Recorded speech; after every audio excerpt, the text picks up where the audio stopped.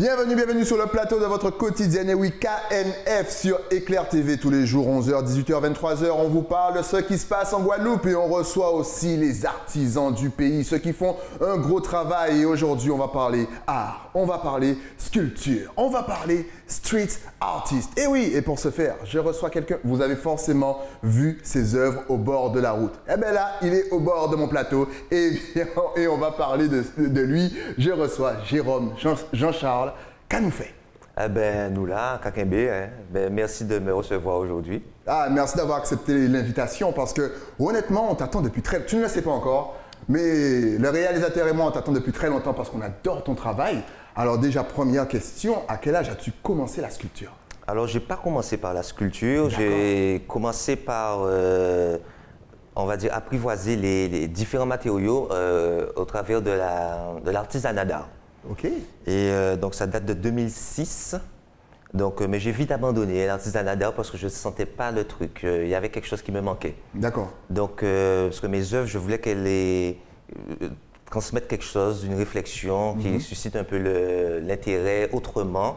Et donc tout naturellement, c'est la sculpture qui m'a marqué. J'ai fait la rencontre par hasard d'un gars qui sculptait le bois. Ouais. Et ça m'a parlé. Je me suis dit, tiens, je vais essayer ça. Okay. Donc, c'est un tronc de cocotier. Ma première sculpture, c'était un totem sculpté dans un tronc de cocotier. À l'époque, c'est un cocotier qui était sur le terrain familial. Okay. Donc, on l'avait coupé comme ça, il traînait là. J'ai dit, bon, allez, je me tente. Mais je n'avais aucune notion de la sculpture, hein. Donc parce que je suis autodidacte. D'accord. Et donc, je suis allé à l'audace. Et de fil en aiguille, je me suis formé, voilà, et ça donne ce que ça donne. Parce que ouais, c'est une question que j'allais te poser. Est-ce qu'il faut être doué quand même de ses 10 doigts? Est-ce qu'il faut être quand même assez manuel pour faire le travail que tu fais? Ou est-ce que justement, même si on n'est pas très fort avec ses mains, ça peut venir? On peut apprendre sur le tas. Je pense que la première chose, c'est la volonté. Il faut vouloir. Ok. Et bon, peut-être avoir aussi une aptitude manuelle, ouais. Mais la première chose, il faut vouloir. Donc moi, je me dis, quand un être humain veut quelque chose, il se donne les moyens. Mais c'est la première chose, c'est vouloir la chose. Il ne faut pas que ce soit sous la contrainte. Ou non. Là, je voulais apprendre la sculpture. Bon, à l'époque, il n'y avait pas encore d'Internet. Voilà, donc tu as attaqué. J'ai attaqué. C'était un peu tordu. Mais je suis allé dans la matière. Okay. Et après, bon, j'ai rencontré les bonnes personnes. Après, j'ai pu me documenter. Et voilà quoi. Donc, Et justement, quand j'ai dit, pour justement t'introduire au public, qu'on voit tes œuvres sur la route, tu aimes beaucoup exposer dans la rue. Ça, c'est... toi, tu adores ça. Il faut que le peuple il voit tes œuvres. Comment t'es venu justement l'idée d'utiliser la rue, justement, je dirais, comme salle d'exposition? À la base, c'était pas prévu. Franchement, les choses viennent comme ça. Et le déclencheur, je pense, ça a été 2009. Ouais. Pour beaucoup de Guadeloupéens, ça a marqué beaucoup de Guadeloupéens qui résidaient en Guadeloupe. Les 40 jours là, de mobilisation générale. Franchement, ça a dû faire quelque chose dans l'esprit. Alors moi, en tant qu'artiste, ça a travaillé d'une manière. Ouais. Et donc de là, j'ai intégré un groupe d'artistes. On s'était appelé les artistes Kachimais. Donc pendant un an, on avait squatté un lieu, le musée L'Herminier, et pour en faire un lieu de vie et de réflexion artistique. Donc c'était à Pointe-à-Pitre, hein, la rue Sadi Carnot, je crois, ouais. Et là, on est resté un an là, à travailler, et donc des choses ont émergé. On était 22 au départ. Bon, ensuite, on a duré un an, donc on s'est retrouvés à 4. mais bon, ça c'est... Ah oui, oui, mais bon, ça c'est normal, puisque bon, quand chacun a pris ce qu'il avait à prendre, voilà, ou à transmettre aussi. Donc là, ça a été vraiment un moment intense. Là, j'étais encore à cheval entre l'artisanat d'art et l'art. Mais là, j'ai basculé vraiment, puisque là, je côtoyais déjà des artistes bien engagés, bien tout. Donc ça a été violent aussi, hein, au niveau des critiques, mais positif. Et de là, donc là, on est en 2011. Je me suis dit, tiens, j'en avais un peu assez des rigueurs académiques et des canons et tout ça de beauté et tout. Je me suis dit, tiens, je vais créer une œuvre où ça sera l'ensemble et juste un simple regard, on comprend quelque chose, ça interpelle. Pas faire attention aux normes et tout ça. Et quoi de mieux que la rue? Et ma première œuvre a été les bœufs, les médias l'avaient appelé les vaches d'Arnouville. Donc c'était contre la consommation, pour dénoncer un peu cette société de consommation. Donc c'est des bœufs qui poussent des caddies. Et justement, on peut voir là en double écran. Alors, question, est-ce que ce sont des vrais crânes ou est-ce que tu as tout fait du début à la fin? Alors, avec quoi tu travailles-tu? Alors voilà, donc les matériaux utilisés ici, c'est de la résine et du bois brûlé. C'était ma première création en bois brûlé. Donc là, on est en 2011, début 2011. Donc voilà, c'est un peu, c'est très parlant en fait. Donc je les ai appelés Homo consumptor. Donc c'est vraiment le côté animal, une pulsion animale qui nous pousse à consommer à outrance. Et comme des bœufs en fait, on pousse, voilà. Et justement, on voit, tu l'as dit, c'est très engagé. Je trouve franchement que tes sculptures, ton art est très engagé. Est-ce qu'il y a un petit côté militant? Parce qu'on va parler, là pour l'instant on voit les bœufs, tout à l'heure on va parler aussi de l'eau. Donc est-ce que, voilà, tu es quand même militant, tu as un petit côté militant? Je n'ai pas cherché à l'être. En fait, les choses m'interpellent. La société est très génératrice de création quand on sait l'observer. Et aussi le mal-être des gens me touche. Donc, c'est tout naturellement que, bon, en tant qu'artiste, comment le faire? Donc, certains descendent dans la rue, moi je respecte, hein, et d'autres exposent dans la rue comme moi. Donc, en fait, c'est chacun en fonction de son ressenti, ses capacités. On a un mot à dire, moi je le dis à travers l'art. Ok, et est-ce qu'on t'a déjà volé justement des sculptures que tu avais exposées? Alors au début, comme les gens n'étaient pas trop habitués, effectivement il y a eu des dégradations et il y a eu du vol, oui, et même beaucoup. Mais voyons, messieurs, c'est le travail de la personne. Mais au fil du temps, en fait, la population s'approprie ce style d'art et mon art se veut être populaire en fait. Hein. Je ne crée pas pour être en galerie, parce que pour moi, la rue, c'est la plus grande des galeries, puisque en termes de visibilité, aucune galerie ne donne ça. C'est pas possible, puisque là, c'est des milliers de personnes à l'heure qui... Exact. Voilà. Donc voilà, donc j'ai décidé de m'exprimer comme ça et d'interagir à travers l'art et mes sculptures avec la population. Et chacun, ce qui est intéressant, c'est qu'on n'a pas besoin d'être un averti, un enfant... à sa vision de la chose, et quelqu'un d'averti, même des commissions d'exposition, donc des gens vraiment pointus, ont aussi une vision. Donc les deux se valent, celle de l'enfant, celle de l'averti. Et ce qui est intéressant, franchement, c'est quelque chose de magique, j'aime bien. Combien de temps prends-tu pour créer justement? Déjà pour faire par exemple, celui-là représente quoi? J'ai l'impression que c'est Tortue Ninja, mais en eau. voilà. Moi, j'ai ma version. Voilà, mais que je respecte, c'est bien. Alors que c'est totalement pas ça. En fait, c'est l'esprit. Ouais, tu t'es trompé. Je veux pas non, alors par contre, je ne dis pas que la personne se trompe, puisque effectivement, c'est sur le ressenti, c'est ce qui est intéressant. Et là, ce que j'ai voulu, par la sculpture qu'on a présentée, c'est l'esprit au-delà. Ok.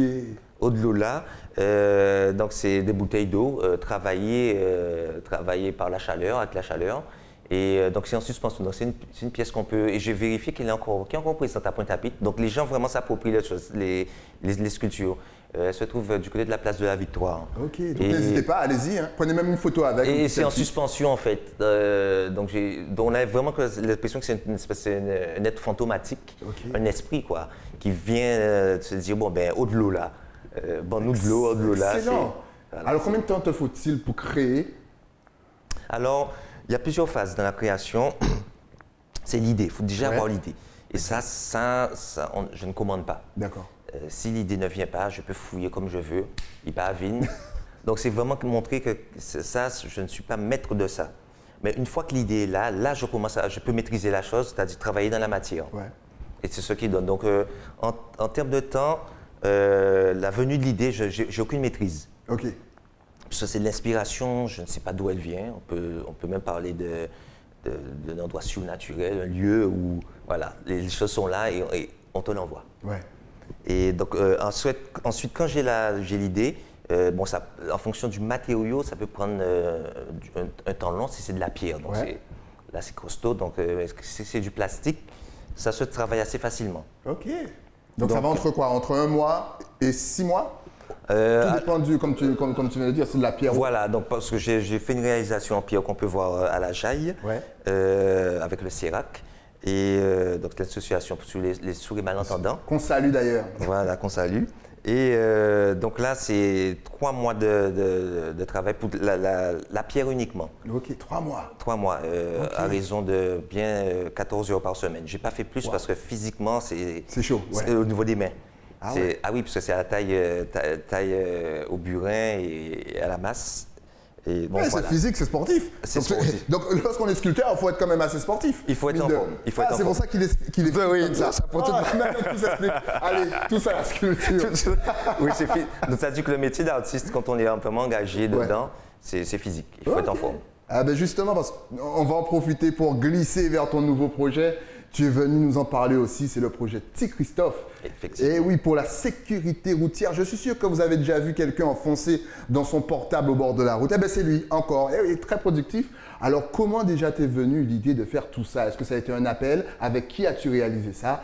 Vas-y, dis-nous tout. On est déjà à la 2e exposition au niveau des sculptures. Dis-nous tout. Exactement. Alors, le projet Petit Christophe, c'est déjà la rencontre entre moi, l'artiste, et l'avocat maître Charles-Henri Copé. Ouais. Alors, lui, il est spécialisé dans les dommages corporels sur la route. Et donc, on s'est rencontrés lors d'une expo qu'il a aussi conçue. C'était le projet 57.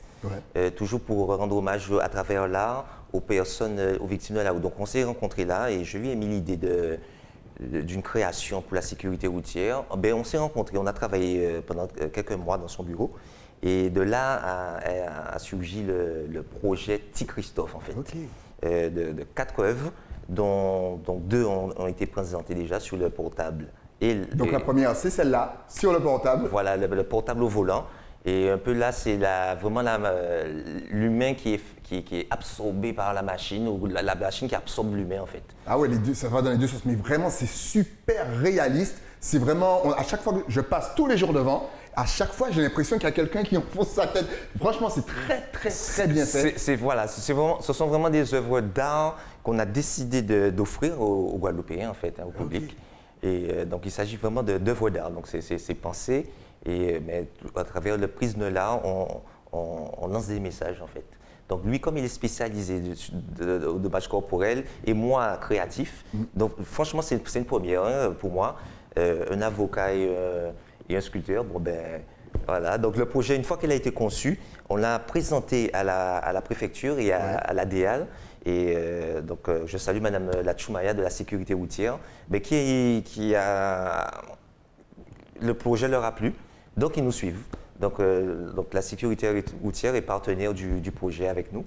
Et donc on fait des choses intéressantes avec eux, grâce à eux. Ah ben on les salue et franchement un gros big up pour le travail parce que honnêtement c'est vraiment très bien fait. D'ailleurs la 2e est sortie, début décembre, voilà. La pyramide de casque. La pyramide de casque. Excellent. Là encore, comment t'es venu l'idée de faire une pyramide de casque? Toujours la réflexion avec Charles-Henri, maître Charles-Henri. C'est ça le fait de discuter. Lui, comme c'est un féru d'art aussi, il pensait à la sculpture de Rodin, le penseur de Rodin. D'accord. Et donc moi, je l'ai adapté façon Jean-Charles, quoi. Ok, j'aime bien façon Jean-Charles. Et la pyramide, bon, ça c'est moi qui ai amené. Donc en fait, les 2 idées, on discute et de la discussion va naître quelque chose. Et donc vraiment l'idée de casques, mais ce sont des casques usagés que les Guadeloupéens ont bien voulu me transmettre, donc parce que ce sont des casques qui ont été accidentés, mais beaucoup d'entre eux aussi, les motards sont malheureusement décédés. Donc les familles ont bien voulu me céder le casque, et c'est là que j'ai appris que le casque, c'est vraiment fait partie du motard en fait. C'est vraiment me donner le casque, il me donne une partie de lui, une partie de son histoire. Et ces casques-là ont tous une histoire et cet ensemble fait que l'œuvre a une partie de l'histoire de chaque motard en fait. Exact. Et donc c'est ce qui fait la force de cette sculpture. Exact. Ça donne des frissons. Salut bien sûr tous les riders, tous les motards de Guadeloupe, de Martinique, de Guyane, partout. On sait que vous êtes vraiment des passionnés, mais attention sur la route. Alors, il reste encore 2 projets. Car en tout, il y en aura 4 dans le projet Petit Christophe. Ça va sortir quand à peu près? 2021? Ah oui, en janvier, la troisième sera prête pour, je pense, entre janvier et février, Ouais. et la troisième pour mars. Excellent. Donc ça sera aussi, ça va flasher. Et puis on va faire un petit rappel, on va expliquer aux téléspectateurs pourquoi avoir choisi le nom de Petit Christophe. Parce que si vous êtes né dans les années 80-90, vous avez forcément vu une célèbre pub, n'est-ce pas? Voilà. À la télévision, vas-y, dis-nous tout. Alors, la sécurité routière des années 80 avait créé le spot, il n'appelait pas ça Christophe, mais il y avait le personnage Christophe, Ouais. qui était interpellé par sa maman. La maman lui dit, bon, Christophe, ton casque, ta lumière, tu l'as fait réparer. Et il monte sur sa grenade et lui dit, ah maman, Sylvie, elle ne peut pas attendre. Et là, c'est le drame. Et là, c'est le drame, exactement. Le drame, et il y a que la chanson des obsèques de l'époque. Ouais. Et ensuite, il y a Joby Bernabé qui vient derrière, qui dit pas tout dit au kawe, au faut que yo. Donc vraiment, ça avait marqué une époque. Et bien, nous, on a décidé de faire le lien entre ce Christophe-là et le petit Christophe, donc son descendant, Ouais. pour montrer qu'en fait que rien n'a changé. Il y a toujours autant de drames sur la route, quoi. Donc il faut encore se mobiliser. Voilà. Excellent, franchement, là encore, ça donne la chair de poule parce que ça nous, oh là là, ça nous fait remonter le temps. Ah ouais, ça nous rajeunit pas tout ça. Et justement, après, dans cette période difficile, on a vécu le confinement au début d'année. Est-ce que tu as ressenti un changement là aussi sur les routes? On a l'impression qu'il y a vraiment beaucoup d'accidents, que tout est hors de contrôle. Mais le fait d'avoir confiné les gens, j'ai l'impression qu'ils ont été bridés. Ouais. Et lorsqu'on a déconfiné, c'est le débridage. Et là, ça va. Non, mais c'est impressionnant parce qu'on est sur la route, des fois, on voit comme si des rodéos, les gars doublent sur crêtent des fois des troisièmes voies. Et donc, franchement, les gars, faites attention. On est sur la route, c'est un lieu commun. Respectons-nous. Voilà, c'est ça. Il y a beaucoup de gens sur les routes, donc on est obligé maintenant de faire attention. Donc, on se respecte. On se respecte, ça c'est une belle parole. Justement, maintenant qu'on a vu ton travail, tes œuvres, que le public guadeloupéen a commencé à mettre un visage justement sur toutes ces sculptures. Voilà, The Star. Il est l'heure de donner tes réseaux sociaux car on veut te suivre aussi sur Internet. Est-ce que tu as Facebook? Est-ce que tu as Instagram? Est-ce que tu as une adresse mail? Vas-y, balance tout. Alors voilà, donc l'adresse mail jch.sculpteur @gmail.com et donc j'ai un Instagram aussi, JCH Artiste, et Facebook, la page Facebook JCH Artiste aussi. Donc voilà. c'est inscrit comme on le voit sur l'écran. Artiste sans E parce que bien sûr c'est en anglais. Et oui, en tout cas, merci d'être passé sur le plateau pour nous faire découvrir ton parcours et tes œuvres. C'était vraiment très intéressant. Donc, je t'attends encore pour une prochaine. À la sortie des deux autres, je veux te voir à chaque sortie. Mais stylé, je prends mot. Tu prends mot. Ok, tu connais le chemin maintenant. Il n'y a pas de cadenas sur la porte. Tu rentres, tu frappes et puis on se fait ça tranquille. Super. Merci encore. Longue vie à ton art. Et merci pour les cadeaux parce que ce sont des cadeaux que tu mets pour nous au bord de la route. Merci pour tout ça. Et à très, très vite. Nous, on se retrouve bien sûr très très vite aussi avec un nouvel invité, mais ça, c'est après quoi? Après la pub. À tout de suite.